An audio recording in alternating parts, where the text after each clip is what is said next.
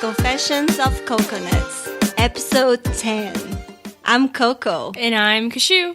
Hi, Kashu. Hi. How are you? Very tired. Oh my gosh. I don't know why. It's just like, it's a pattern. Yeah. Every Friday? Every Friday. It's just like on Wednesday, I was not tired. I was like bopping and bouncing around, but now I'm just tired. Hopefully today's Friday with Friends will cheer me up and make me all like bopping as usual. Oh, yes, so who's you our guest? will. Yes, you will.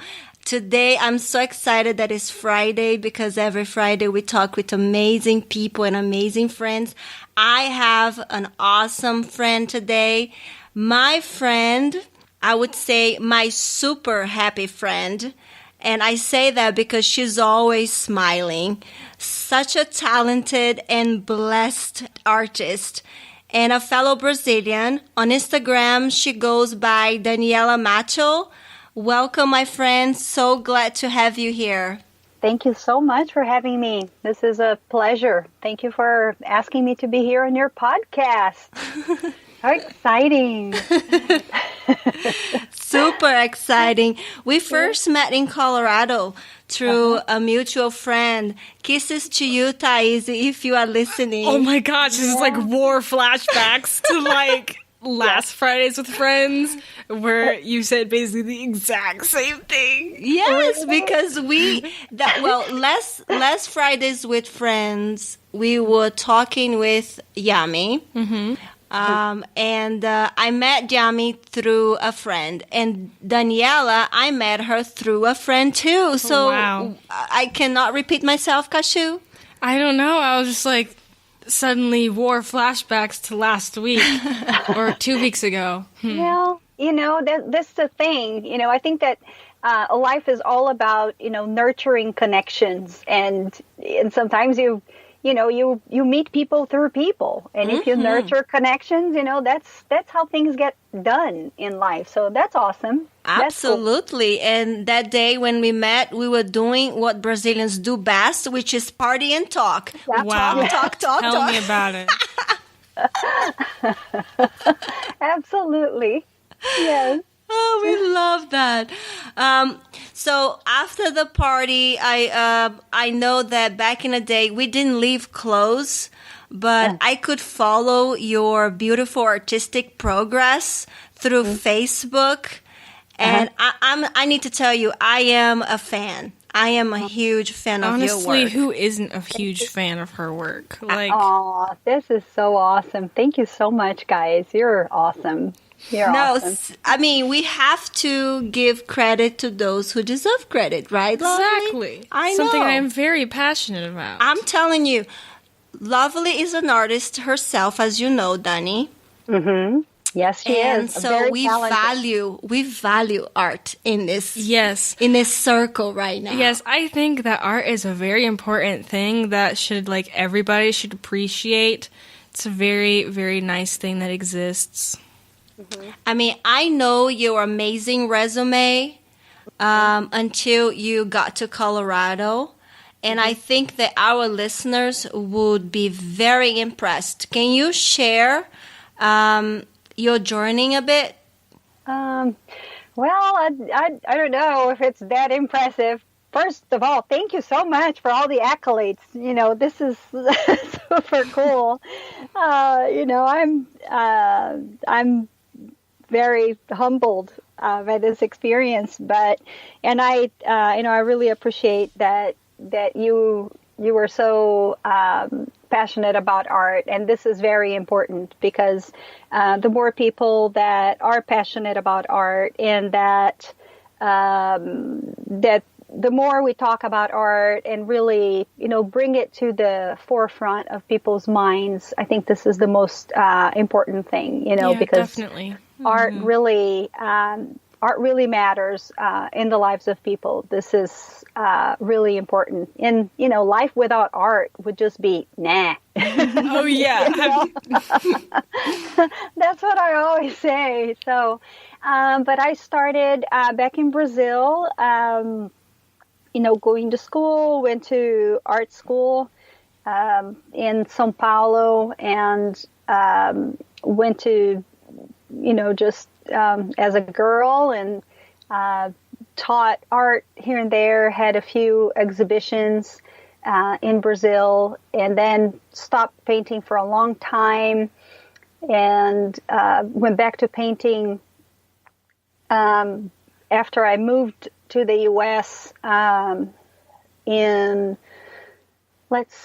moved here in 1997. So about 99 was when I got back into painting here in the U.S. and did a lot of mural work. Had a business as a muralist for a long time. Wow. And painted. I love those. I love those.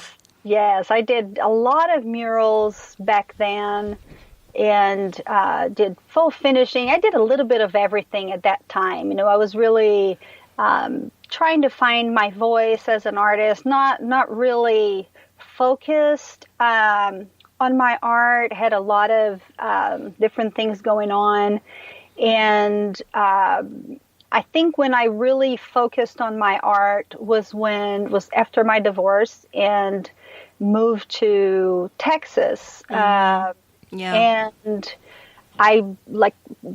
when I say focus on my art, I had been painting some on canvas until then, you know, selling work, but not really focusing on my artistic career until then. But I'd say that my focus really shifted to painting when I moved to Texas, and I really built a body of work that was really focused on me and what I believed my work should be like. And with this body of work, I was able to travel all over the world. It started out with a show in New York with a fun show that was called Art Takes Times Square.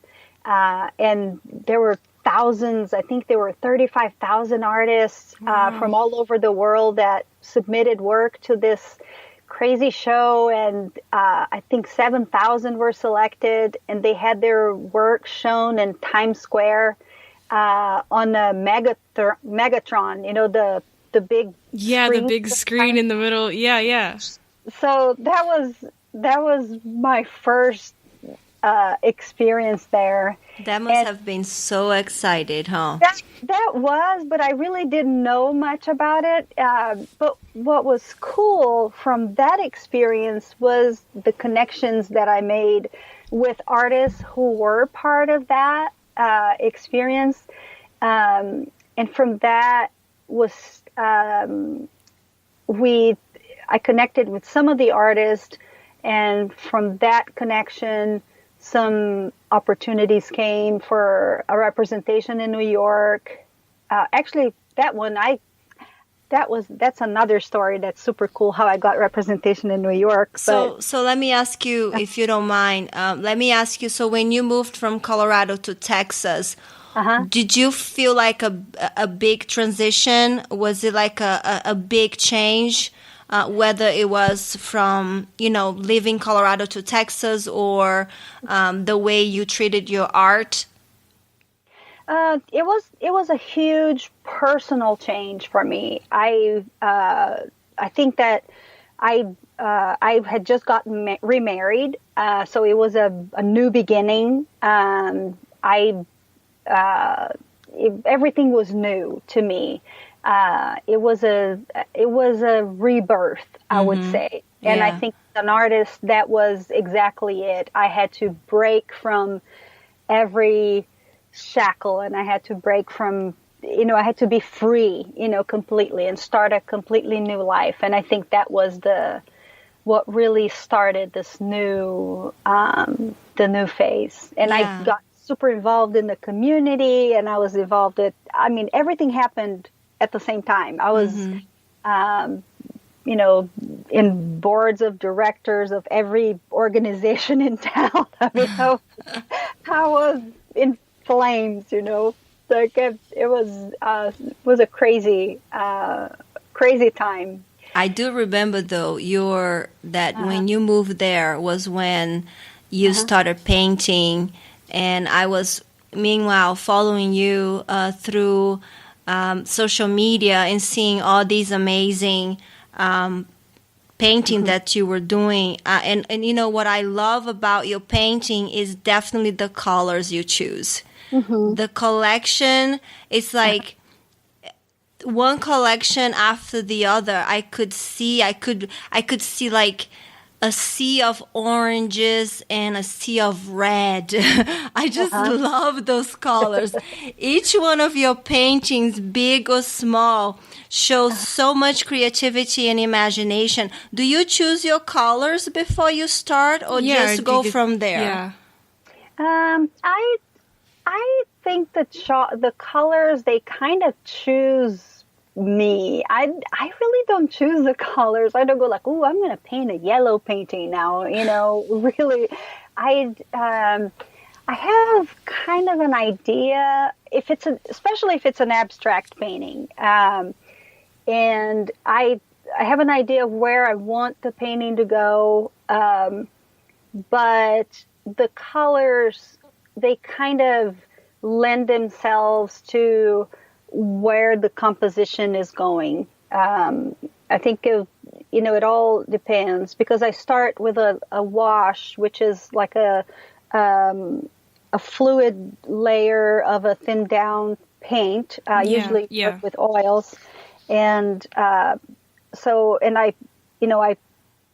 plan the painting on the canvas, so it's with the brush, and depending on what my composition is going to be, that's what I will start deciding, where the blocks of colors are going to go. And I usually work with pure colors from the tube of paint. So I think that's how I kind of will decide on the mood, I guess, or where I want the painting to go. So I don't know exactly which colors I'm going to use. But what I know is that I work a lot with contrast, and I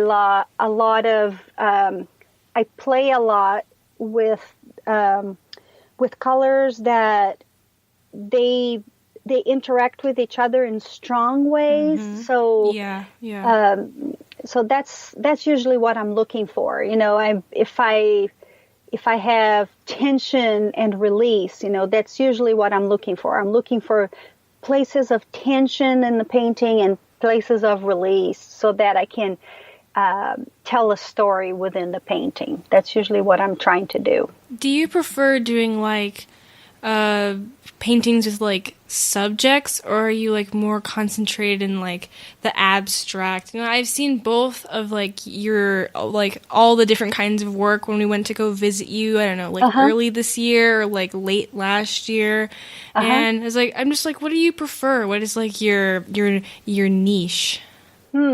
That's a really interesting question. I was asking myself that this today, actually.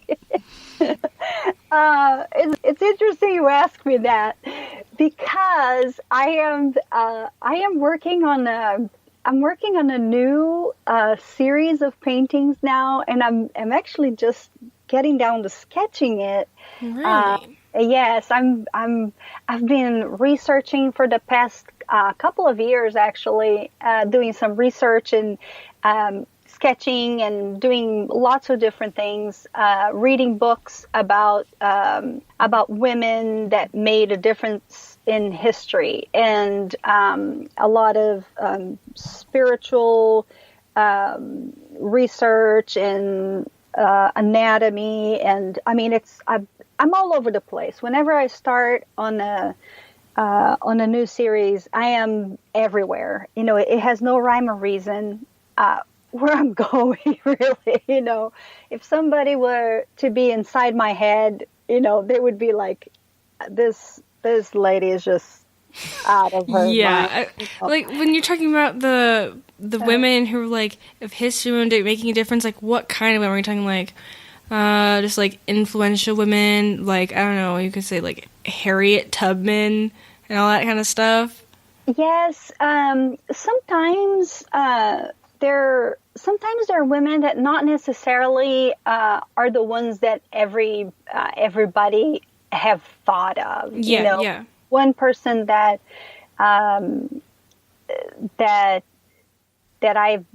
I've researched. There's so many unknown names. That I've been reading about. Women that in small towns that have made a difference, and that are the unknowns. That have made a difference for a small town, so not necessarily the big names. That everybody has done, or because everybody has a mother, and that's more where I'm going. With that's this. Just the. That's beautiful. Yeah, I was going to say, it's very poetic. Like, all of your friends are poetic. I don't understand this. Yeah, it's like more of the... And also, I'm researching trees. So this is going to be... the research... I've been researching a lot about women and a lot about trees. So it's kind of like I'm feeling that it's going to be something to do with women and trees, or women in trees, and something like that. Women in Trees, a series. Yeah, I think it's almost, I think where it's coming to be, it's almost, there's a phrase that says, like, if I am who I am, it's because because I'm standing on the shoulders of giants. And Yeah.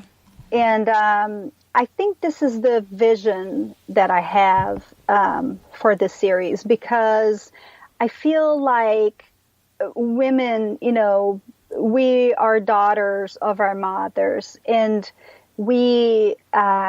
it's almost like the trees, the trunk that enlarges and the branches sprout from the trunk, and the smaller branches kind of sprout from the thicker branches until the little leaves kind of reach to the sky. And I think this is the vision that I have, from the women that came before us that brought us upwards, and I think this is the vision of this new series that I'm working on. That's amazing. That's so cool. Yeah. I cannot wait to see this work. Yeah, I think it's going to be beautiful. And she was talking about anatomy and how she's sketching the ladies and stuff. Man. It's like something that you also get into deep research level sometimes. Oh, I never go into deep research level. Are you kidding me? You do talk about how it's hard to draw anatomy. Yeah, I am terrible at drawing anatomy. It's something I really need to work on, but, I haven't, gone out of my way to,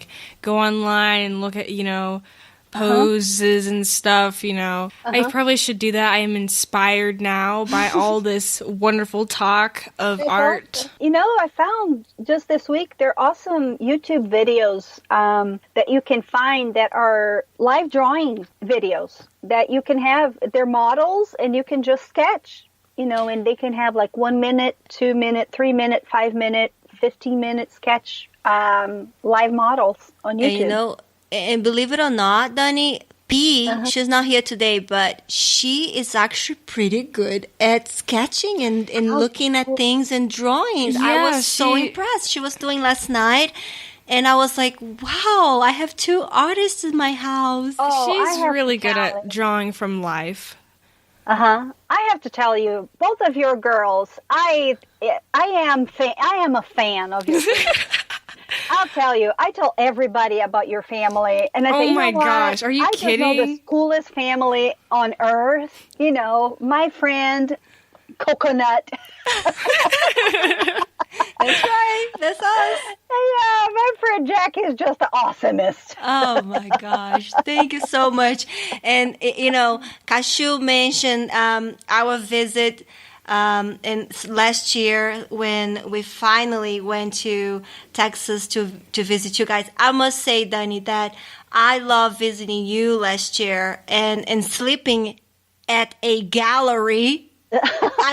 I must basically like, are you kidding me? At a gallery. We were like in the room, P and I, we were in the room, and there was like art everywhere, and we're just like, I wonder what we can look at and touch without breaking anything. I know, your house is literally like a gallery. Yeah, it kind of is. Yeah, it's like in between shows, everything ends up. And when you came, it was like all of the shows had ended, so everything was here. So I thought, like, oh my gosh, where am I going to put the guests? It's like, maybe they'll sleep in the backyard. It's not too bad. The weather's not terrible. Well, I truly appreciated to have all the paintings there, because to me, it was unbelievable seeing, I love all the collections. I love everything. But the last one, when we were there, from the favela in Brazil, I would love you to talk a little bit about those. Those are beautiful. But let me say that it was a lovely trip. It was a truly lovely trip going to visit you there. And wow. It was a joy having you here. Oh, having the three of you here, it was so fun. I mean, we had such experiences. When we went to my friend Dale's house. Yeah. That was so wild. I will never forget that day. With the bird, remember? With the bird inside the house? Yes, I remember. I hope that's on Instagram somewhere so I can put it on the show notes. I don't think it is, but we can find it. But it was very, very.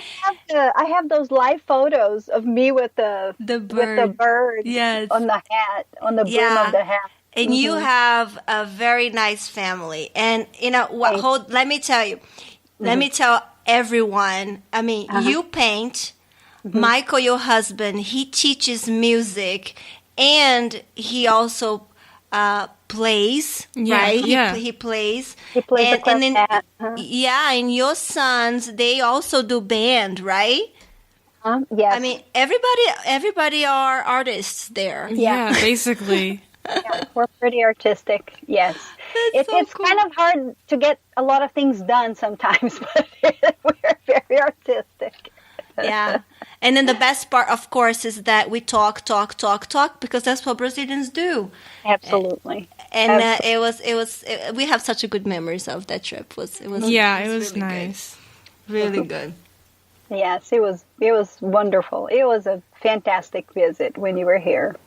So you mentioned a little bit going abroad and seeing many places because of your art, because of your paintings. Yes. How many countries have you visited and because of it? And do you know?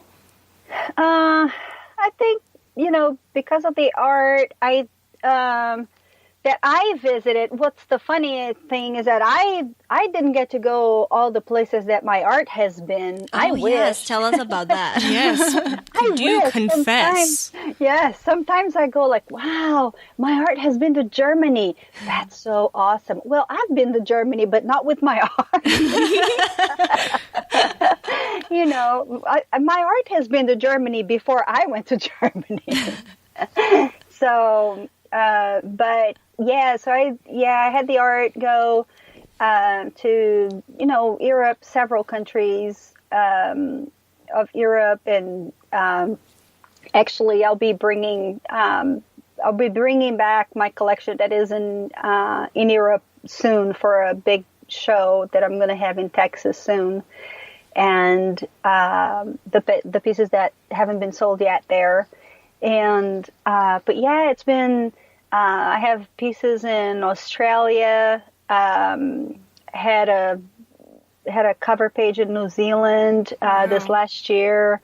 Let's see, Brazil, of course, but, Canada, which I've never been to, all over Europe pretty much. And I think that's it. The U.S., several places in the U.S. that I haven't been for shows, but yeah, that's about it. How do you feel about having thinking about your art in other people's homes all around the world? How does that make you feel? It's such a good feeling. I think it's so rewarding because I paint. I paint for other people. I think this is. I think this is something that I really feel strongly about. I have friends who are artists that they're very jealous of their work, and they fall so much in love with their art that they have a hard time parting with them. Mm-hmm. And when I paint for the world. I think this is something that I really, I'm very passionate about. I pray over my paintings. I really envision, the people that are going to once have my paintings, because I believe that they're part of the world. They're not part of me. They're part of, they just pass through me, and they belong to the world. They belong to somebody else, and I think it's wonderful. I think it's super cool that they have it in their home and they're happy. I hope they're happy forever, having my work, that they get to enjoy it. I think that's awesome. No wonder we are so blessed lately. Yeah, because we have your art piece in our house. We're just like, oh man, just like, look at this $50 bill on the ground. It must have been Daniela's art. I'm telling you. Oh, I'm the one that's blessed. I'm the one. This is awesome. Have you ever seen people in other cultures react different to your art? Do you everywhere you go when you're doing exhibitions, do you see them reacting differently, or everybody just have their own way at looking at things? That's an interesting question. I don't know. I never thought about it. I think everybody thinks that my work is very, I don't know. I think the reaction is always that the work is happy. Mm-hmm. Yeah. It's bold, and I think it's I'm going to go back again to what I think about the colors. The colors are so vibrant. Yeah, it's just the whole vibe. Oh, wow. That's so cool. Yeah, I think that's it. I think they're struck by the colors, and they ask me about my inspiration. I don't know. I think it's always a personal connection, I guess, that people have with the paintings. I think that's I think that what I try to transmit, I am so focused on, on how things are going to be connected within the paintings. I am always working on the composition and how the texture is going to connect, especially on an abstract painting, how the different elements, the abstract elements are going to be traveling and telling the story of the painting, and I always wonder, if people are going to take the same path that I created within the painting, but I don't know if anybody does that. That's something to wonder. That is something to wonder. Yeah, and speaking of that, though, that last collection you did, can you tell us a little bit more about it? I think it was just so beautiful. The ones that you were painting about Brazil, and I would love that our listeners know a little bit of that story and how the whole idea came about. About the favelas, of Brazil. Well, that is it's an interesting story. I had finished working on the series of the koi fish, which was kind of like an evolution from the the circles, which was the fields collection. So the fields kind of evolved into the koi that kind of swam in a circular pattern. And so they kind of, it was still a fluid idea. And I just started one day out of the blue. I just woke up and I had this in my head. I said, I need to paint the favelas of Brazil. I don't know why. Me though. And, It wakes up at 3 a.m. It's like, oh yes, I must insert thing here. Yeah, I must paint the favela, the slums of Brazil. So I just told myself, the one who just told me I had to do that, no, thank you. You don't have to. That was exactly how the conversation went. No, we're going to think of something else. And because I had just had a big show for the koi, actually, and, and I was doing my research, and like I always do, kind of gathering information, reading books and all kinds of things. And really, it was nothing connected with the favelas of Brazil. It had nothing to do with that. But to this day, I do not see where that came from. But anyway, so I gave in, basically. Giving in to your own urges. Yes, I gave in. I just hold that thought. Yes. On that guy. But you must confess, all the ideas come about that way, or how is it hard for ideas to come about, or how does he always is you talking to yourself? No, basically me with my art. No, yeah. Well, the problem is not when we talk to ourselves. The problem is when we disagree with ourselves. Yeah. Yes, I couldn't relate more. This is artist to artist feelings, the rawest artist mood that could ever be mooded, I guess. People who are not artists are not understanding this conversation. But anyways, so I think when I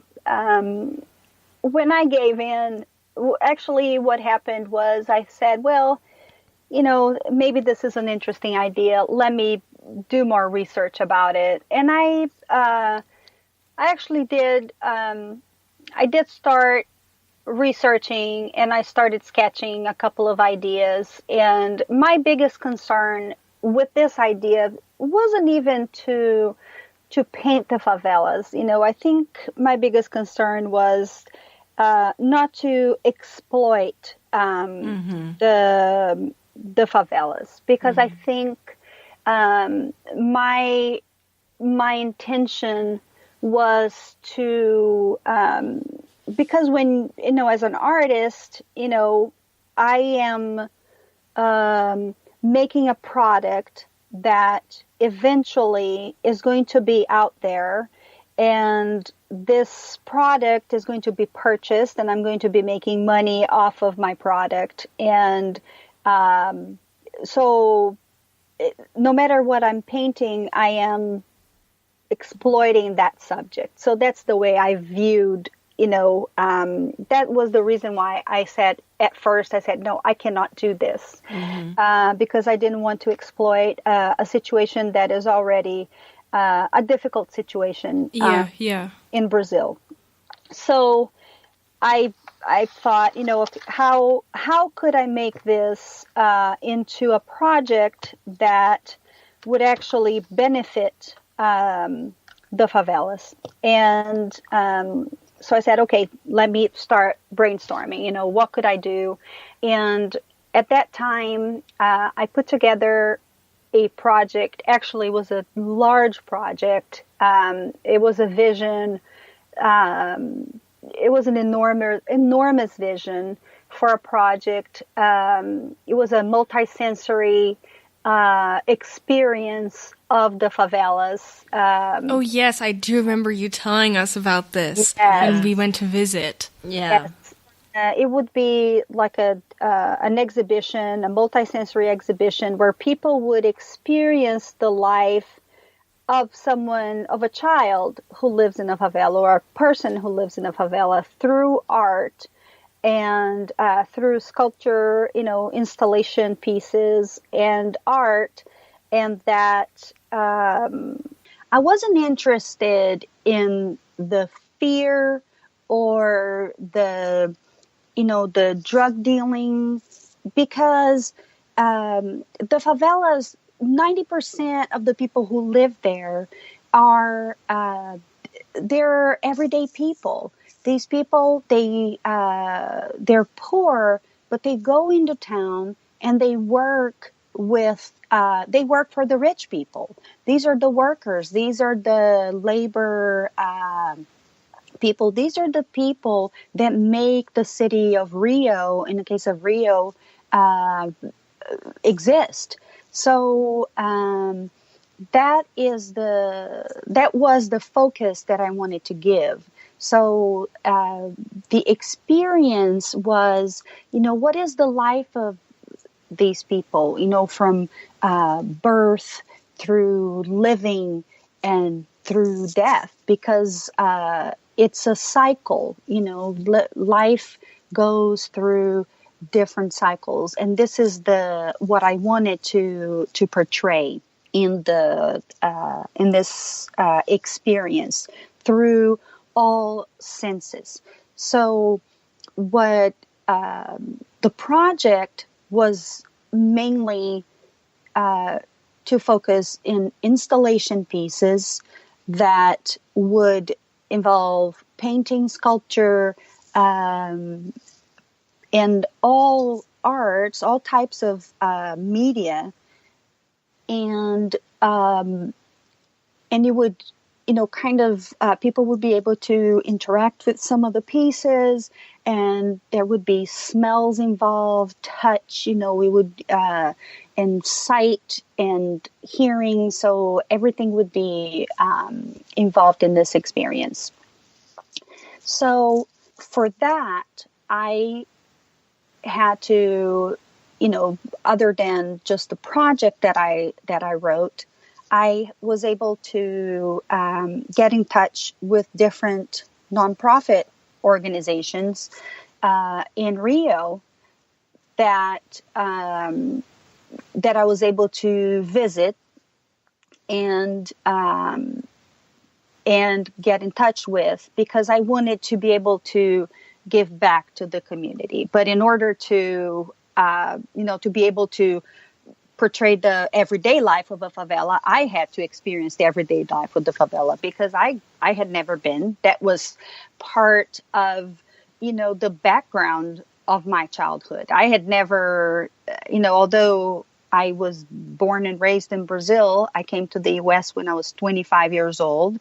Favelas are, for the, middle class, the upper middle class Brazilian, the favelas are something that exist, and you ignore. It's something that is there and you don't think about, or you just think as a dirty place or a dangerous place. So you don't really think about it. It becomes part of your background of the scenery. You're not thinking about it. So in order to portray that experience, I had to go in and I had to get in touch with the people, and I had to meet with the people. So that was my goal. How could I ever portray that experience if I didn't have that experience? So I had a first trip to Rio, and that was going to be one of several trips. It was right around the World Cup, wasn't it, Dani? Exactly. What was really incredible about that, the timing of that visit, was that the Brazilian government at the time, Dilma, who was the president at the time, she had started a project. Brazil was going to have the World Cup, and right after that, on the heels of that, they were going to have the Olympics. So, Rio was still under construction. They were a few months before, this was a few months before the World Cup, and the city was still in complete disarray.